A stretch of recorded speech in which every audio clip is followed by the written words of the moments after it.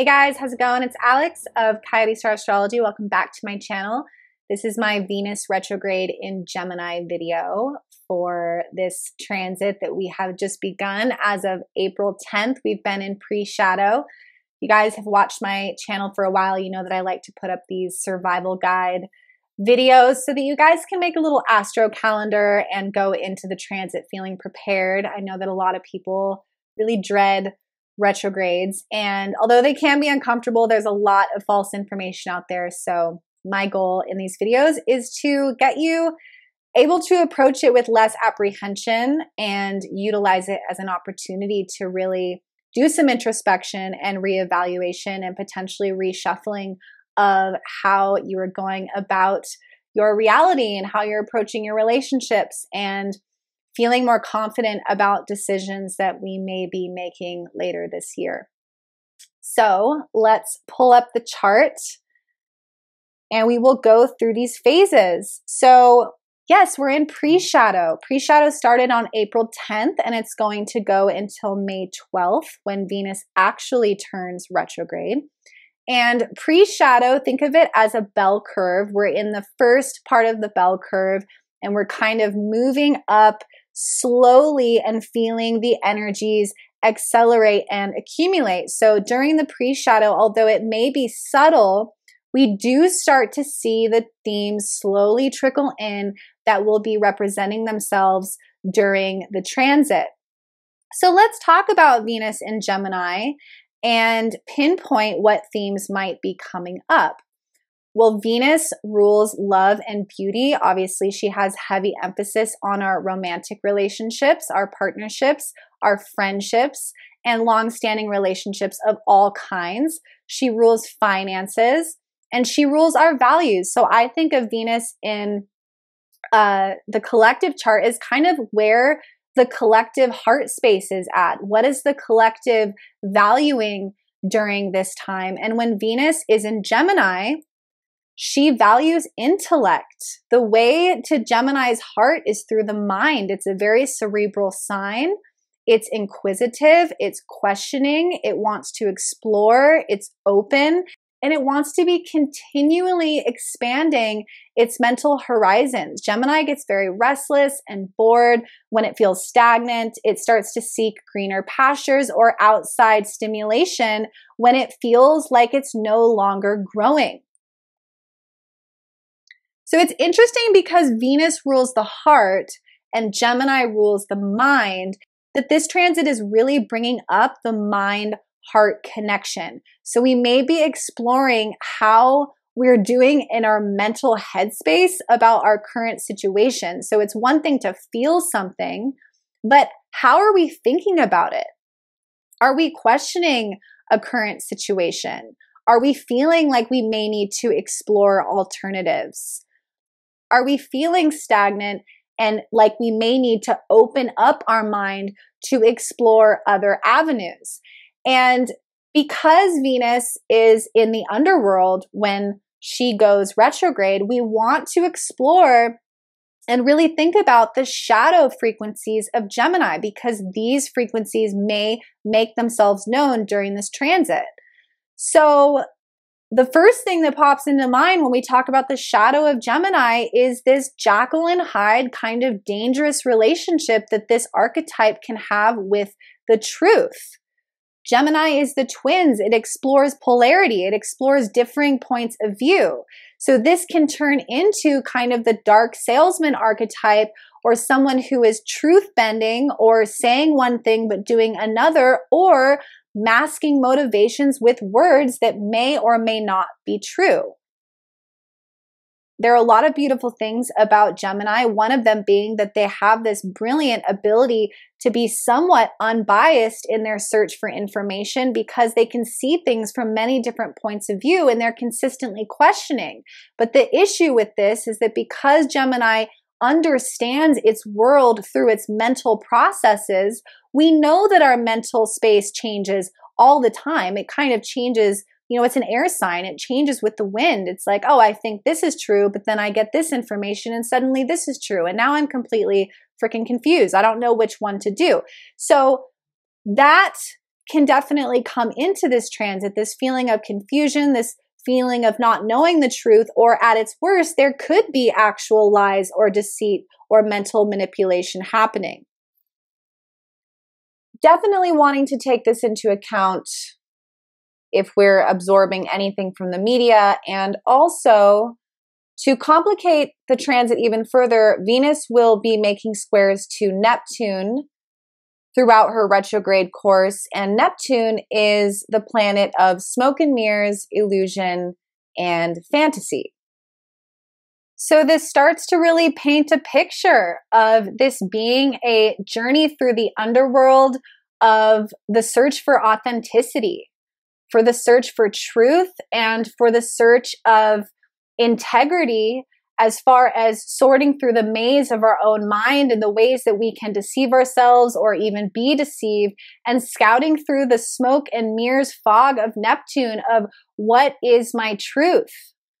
Where do I want to go from here? And how can I align my values with my actual truth, which may be changing along with the rapid changes that are circulating throughout the collective and through the world?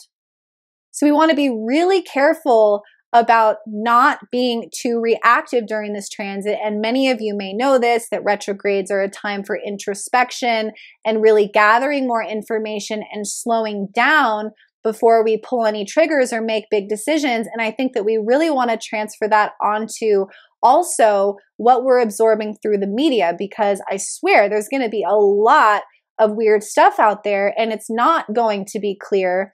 And there's not going to be any way for it to be clear until, at the very least, Venus goes direct later in the transit.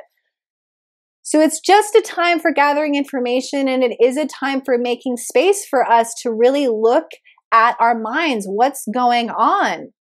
What are we questioning? What is the truth? And being brave enough to be flexible and understanding that we just don't have all of the pieces right now. And although I know a lot of people want to know the truth and they want to know what to do right now, look at the world. It's just not possible. Gemini rules friends and conversations and being social, and the entire world is in lockdown right now. So there is this sense of restlessness and being stagnant and not knowing exactly what the answers are. So I think that we really just need to have some patience while this transit runs its course. So let's go on to the second phase. On May 12th, Pacific Standard Time, Venus actually goes retrograde. So this is the big day. We really want to pay attention to what comes up on May 12th, May 13th.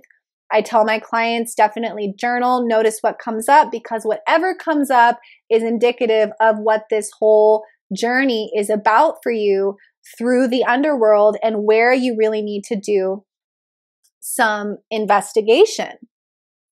Another huge little tip that I want to give people is that Venus goes retrograde in the same sign every 8 years. So the last time that Venus was retrograde in Gemini, meaning she was in the same place in your chart, was in May, June of 2012.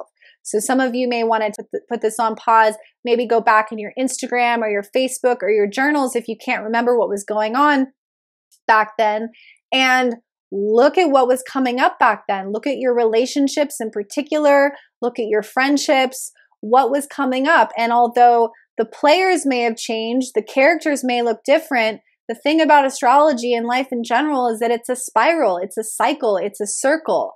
So although the faces change, the patterns often stay the same, but each time they come up, we have an opportunity to grow. We have an opportunity to evolve and mature and step into some more wisdom by greeting these challenges and by greeting these themes differently.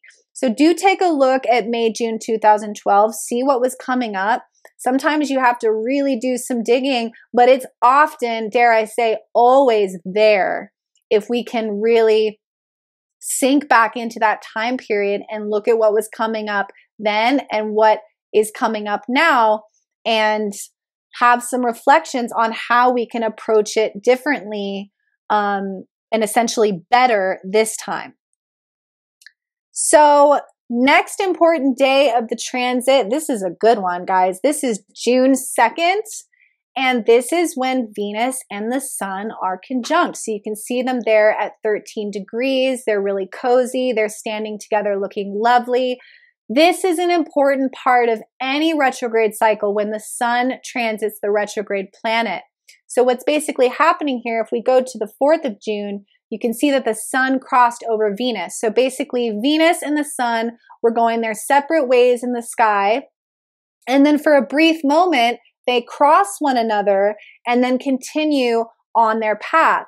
So symbolically, this is when the light of the Sun illuminates Venus in her shadow realm. And for a brief moment, we can be given clarity. There can be a revealing, or we can just have some insight into the issues that have come up as a result of the transit. Doesn't necessarily mean it's time to take action. Once again, I would really recommend, if we can, not making any big decisions or investments until Venus goes direct. But at the very least, Venus conjunct the Sun does provide some clarity. So we can look forward to that June 2nd. All right, which brings us to Venus direct day, which is June 24th. It's actually really late in the night on June 24th. So we'll actually say June 25th, more or less. June 24th, June 25th, Venus goes direct. So this is the green light. This is when things start to move forward. We can receive resolution. I like to think of the direct moment. Think of like a slingshot. You're pulling back the slingshot. That's the retrograde part. And then there's a pause. And then boom, you let the slingshot go. And all of that energy, all of that force flies forward. That's kind of what happens when a planet goes direct, is all of that accumulated energy and all of the issues and all of the questions and everything start to finally have the green light to move forward and resolve themselves, which brings us to the last phase of the transit, which is the post-shadow, which goes until July 29th. So we're in this, guys, until almost August. So we gotta like get cozy, get comfortable, be okay with not having answers right now, and really get comfortable with looking at our inner world and our mind and our mental headspace and how our mind is connected to our heart right now. And especially because Gemini has this shadow of being deceptive. Notice, am I being authentic? Am I telling myself the truth at the very least? And if there's a little bit of resistance there, going into that and taking on the higher frequency of Gemini, which is exploring and asking questions and noticing where we may need to open up and grow to relieve any stagnancy or any place where things aren't completely truthful. And in this way, at the culmination of this transit, we can feel like we're stepping fully into our truth, and we can be walking that path of integrity while we've kind of like gone through the closet of all the things that might be lurking in our subconscious and in our hearts around current situations. One last thing before we wrap up, we do have one other really important transit that actually doesn't have anything to do with Venus, but we're going to have the node switch on May 5th out of Capricorn and Cancer, thank God, into Sagittarius and Gemini. I've talked about this in a video before, but I'm going to mention it now because it happens during this time, May 5th, remembering that the nodes deal with collective karma. They deal with collective growth and collective evolution. So having the nodes switch changes the themes of this growth and has huge implications for the awakening. So let's explore this. The South Node deals with the collective past, and for the last 2.5 years, it's been in Capricorn. This is now switching to Sagittarius. Sagittarius rules dogma, it rules the search for truth, it rules religion, it rules belief systems, and the ruler of Sagittarius at this time, Jupiter, is in Capricorn, wedged between Saturn and Pluto.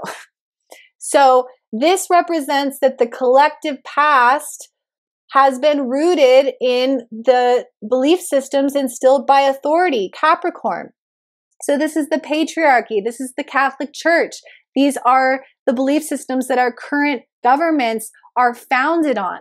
The collective is now moving away from that towards the North Node in Gemini, which, as we've been talking about this whole time, is about exploring, questioning, dropping our bias, dropping our previous held beliefs that we may have become too attached to, asking questions, talking to different types of people from different backgrounds. The collective is going to have its mind blown, you guys. The collective is basically going to be investing some of its energy in this beautiful Gemini ability to explore options, to hear differing points of view. And this is going to aid in the collective awakening, the third eye opening of the collective in massive ways.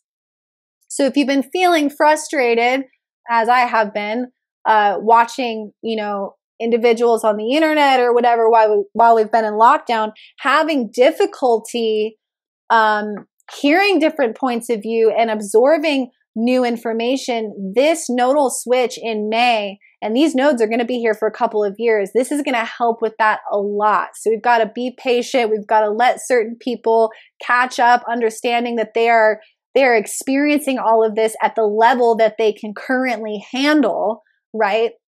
But this North Node in Gemini is really going to help people open their minds and drop their prejudices a bit. I mean, Gemini is a beautifully, Jeffrey Wolf Green calls it colorblind placement, because Gemini is on this search for information. It's really open and it's flexible and it's mutable and it's versatile. And it's like, oh, I want to try this and then I want to try that. I'm going to read 100 different books on different topics. Gemini isn't really known for ever finishing a damn book, but they definitely they're a jack of all trades. They know a little bit about everything. So there's going to be a lot more information coming to light.